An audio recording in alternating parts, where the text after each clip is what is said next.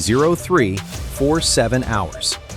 The Strait of Hormuz. Captain David Mercer is pouring his third cup of coffee on the bridge of the USS Gravely, an Arleigh Burke-class destroyer riding a gentle swell near the western mouth of the strait. 41 nautical miles east, the USS Chancellorsville, a Ticonderoga-class cruiser, is shepherding commercial tankers through the narrowest shipping lane on Earth. 2 ships, 2 missions. In 11 minutes, both vessels will be fighting for survival at the same time. Iran has been planning this for months.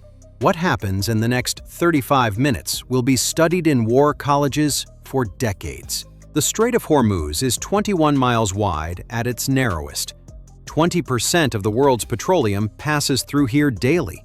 The Gravely sits south of Keshem Island, 9,200 tons of guided missile destroyer with 96 VLS cells, a 5-inch gun, and 2 Phalanx CIWS mounts. The Chancellorsville operates further east near Bandar Abbas, one of the last Ticonderoga-class cruisers in service, carrying 122 launch cells and the powerful SPY-1B radar.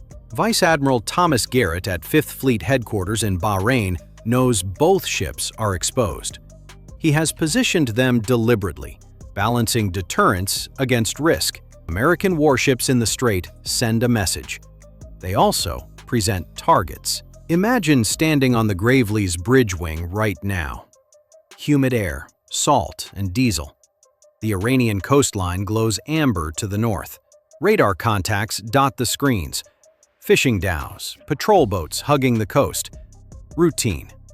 It will not be routine for much longer. In a hardened facility outside Tehran, Operation Crimson Tide has been authorized. The IRGC Navy has spent 4 months planning a coordinated strike. The logic is simple. Damage 2 American warships simultaneously, kill American sailors, prove the cost of staying in the Gulf is too high. Prong 1. Fast attack boats swarm the Western destroyer. Prong 2. Anti-ship missiles strike the Eastern cruiser from concealed shore batteries. Both attacks within minutes of each other, preventing mutual support. They are partially right about the plan working. They are catastrophically wrong about what comes after. At 0351, the Gravely's radar operator spots 7 contacts separating from the fishing cluster north of Keshem. Accelerating through 35 knots, crescent formation, Paycop-class fast attack boats. General quarters sounds. The ship comes alive. Hatches slam shut. The 5-inch gun trains to starboard. Phalanx mounts whir into tracking mode. Captain Mercer arrives on the bridge, absorbs the picture in 3 seconds. 7 boats, 40 knots, closing fast. He orders hard starboard and sends a flash message to 5th Fleet. What he does not know is that these boats are the distraction. At 0354, 3 Noor anti-ship missiles ignite from a camouflaged position above Bandar Abbas. Sea-skimming profile, Mach 0.9 terminal speed, 165-kilogram warheads. Target, the Chancellorsville. Time to impact, 150 seconds. The Chancellorsville's SPY-1B detects the launches 18 seconds later. 3 Vampires bearing 037 32 miles out. Captain Jennifer Okada has been in the CIC since midnight. She does not hesitate. Weapons free, SM-2, salvo 2 per target. 6 SM-2 Block 111B missiles roar from the forward cells. Mach 3.5, racing to intercept. Freeze this moment. 6 American missiles northeast, 3 Iranian missiles southwest. 41 miles west, 7 boats charging a destroyer. 2 battles erupting simultaneously in darkness over the most critical waterway on Earth. You are in the middle of all of it. On the Gravely, the violence begins. At 0355, the lead paycap opens fire. 107mm rockets streak across the water. The 5-inch gun answers at 20 rounds per minute. Third round hits the lead boat squarely. 45 tons of fiberglass and fuel erupt. Crew of 6, gone. The remaining boats fan out. Swarm doctrine. Multiple vectors overwhelm the defenses.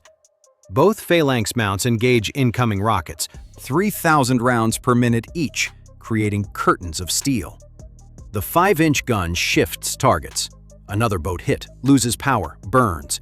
At 0357, 2 rockets find the Gravely.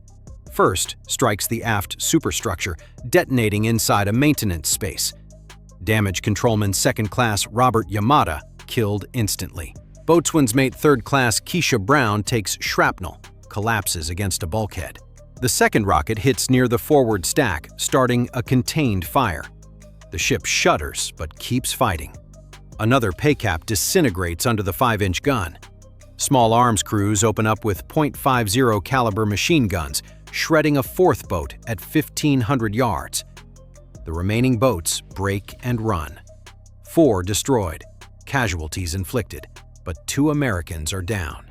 East, the Chancellorsville's interceptors are finding their marks. First SM-2 pair kills Noor-1 at 26 miles. Second pair destroys Noor-2 at 19 miles. Clean kills. The third Noor is the problem. The first SM-2 tracking it closes perfectly, but the Noor executes a pre-programmed jink, dropping to 8 meters altitude. The SM-2 passes 3 meters overhead and detonates its proximity fuse. Fragments crack the Noor's guidance unit and tear its airframe, but the missile keeps flying. The second SM-2 arrives 4 seconds later into a debris cloud. Cluttered radar return. It detonates among the fragments, hitting the Noor again, but not killing it. The Iranian missile is now a wounded animal. Shattered guidance, half a wing, fuel leak, speed degraded to Mach 0.7. Still pointed at the Chancellorsville. Phalanx engages at 2 miles, 3,000 rounds per minute, but the damaged Noor is flying erratically, wobbling unpredictably. The fire control computer assumes predictable trajectories. This missile is not cooperating. At 0357 and 12 seconds, what remains of the Noor strikes the Chancellorsville's port quarter near the waterline. The partially separated warhead disperses its blast across a wider area than designed. A 9-meter hole opens in the hull. 5 sailors killed in the adjacent engineering space. Fires erupt. The ship lurches to port, taking a 7-degree list. Captain Okada feels it through the deck plates. She orders counterflooding, damage control teams aft, and picks up the radio. Her voice does not waver. 5th Fleet, Chancellorsville hit. 5 KIA, multiple wounded. Ship combat capable. Gravely also engaged. Request immediate strike authorization. Vice Admiral Garrett absorbs both reports within a minute. Gravely, 2 killed, ship damaged, attackers retreating. Chancellorsville, 5 killed, ship badly hit, fires contained. 7 American sailors dead. 2 warships wounded. Garrett has prepared for this exact moment for 11 weeks. Strike packages on continuous alert. Aircraft armed on the Truman's deck. Tomahawks pre-targeted. B-1B Lancers at Diego Garcia on 15-minute standby. At 0404, he authorizes Operation Anvil Strike. Primary targets: fast attack boat base at Bushehr, the Bandar Abbas missile battery that fired on the Chancellorsville, and the IRGC Navy Operational Headquarters at Bandar Abbas. Secondary targets: 4 mobile missile sites, 2 radar installations, 1 drone operations center near Jask. 9 targets total. At 0409, destroyers USS Nitsa and USS Stout begin launching.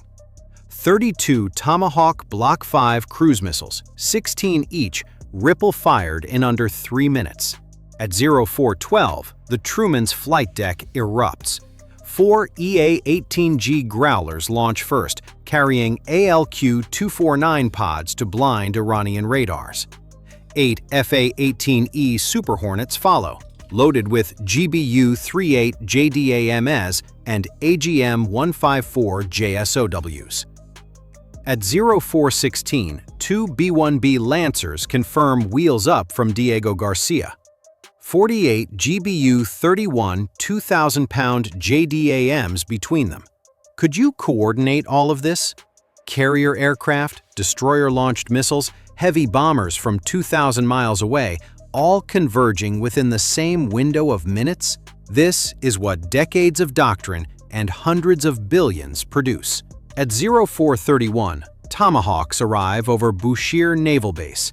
8 strike the boat pens in sequence, first collapsing the end structures to block exits, then walking through the middle. Fast attack boats detonate their own fuel and ammunition. 4 more Tomahawks eliminate the maintenance facility and fuel storage. 4 hit the barracks and command building. Estimated losses: 35 to 50 personnel. 14 boats destroyed. Maintenance capability eliminated. At 0433, the Bandar Abbas missile battery disappears. 4 Tomahawks saturate the Wadi position. Launcher vehicles, engagement radar, command element, all destroyed. At 0436, Growlers flood the electromagnetic spectrum. Iranian air defense radars see nothing but static. Super Hornets follow through the corridor. Mobile Site 1 near Bandar-e-Lenge. 2 launcher vehicles under camouflage. 4 JDAMs destroyed. Site 2 near Sirik. 1 launcher with reload trailer. 4 JDAMs. Secondary explosion visible from altitude. Destroyed. Site 3 above Bandar Abbas. Imagery showed military vehicles. Pilots make a low pass, see structures consistent with military equipment. Strike authorized. 4 JDAMs. Post-strike analysis 1 week later reveals Site 3 was a telecommunications relay station under renovation, not a missile battery. Civilian infrastructure. No casualties. The site was unmanned, but equipment serving 3 villages destroyed. This will fuel international criticism. This is the reality of war. Not every decision is right. Site 4 near Jask. Confirmed military. Unambiguous. Destroyed. At 0441, the B-1Bs reach Bandar Abbas. The IRGC Navy headquarters is hardened concrete with buried command sections. 24 GBU-31s impact in a concentrated pattern. 2,000-pound penetrators drive through reinforced roofing and detonate below. The concussion is felt 16 kilometers away. Above-ground structures collapse. Underground compartments cave in. The second B-1B splits its load, 12 bombs finishing the headquarters, 12 striking the Jask Drone Center. Estimated 70 to 90 senior officers killed at the headquarters. The command infrastructure for Iran's entire Gulf naval operations eliminated in under 5 minutes. The Jask facility takes 10 of 12 bombs on target. Operations building, drone hangars, communications array destroyed. 2 bombs impact 70 meters off aim point due to GPS anomaly. Facility mission killed, but not obliterated. At 0449, the last American aircraft clears Iranian airspace. Operation Anvil Strike is complete. 35 minutes from authorization to final impact. The accounting. Bushehr Naval Base destroyed. 14 fast attack boats eliminated. Bandar Abbas Missile Battery erased. IRGC Navy Headquarters leveled. 4 mobile missile sites neutralized. 3 confirmed military, 1 civilian error. 2 radar installations eliminated. Drone center at Jask, mission killed. Iranian losses, an estimated 220 to 280 killed. Infrastructure requiring years to rebuild. Command knowledge that is irreplaceable. American losses, 7 sailors. Damage controlman 2nd Class Robert Yamada. Engineman 1st Class Patricia Flores. Electrician's mate 2nd Class Jonathan Rivera. Machinist's mate 3rd Class Samuel Okonkwo. Fire controlman 2nd Class Tyler Jensen. Bosun's mate Seaman Recruit Andre Washington. Operations Specialist 3rd Class Megan Liu. 7 names, 7 families, 7 funerals.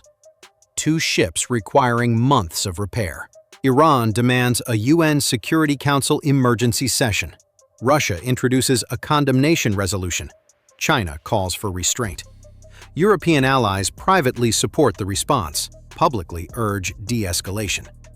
The Pentagon presents radar tracks, gun camera footage, damage photos. The telecommunications station is acknowledged. An investigation announced. No admission of wrongdoing. No denial either. The Chancellorsville makes Bahrain under her own power. 8 months of repair ahead. The Gravely follows. 4 months in yard. Both return to service. Both return to the Gulf. The Iranians rebuild. They always rebuild. New boats, new missiles, new officers.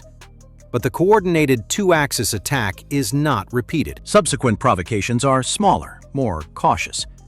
Whether that restraint is permanent recalculation or temporary pause remains the open question.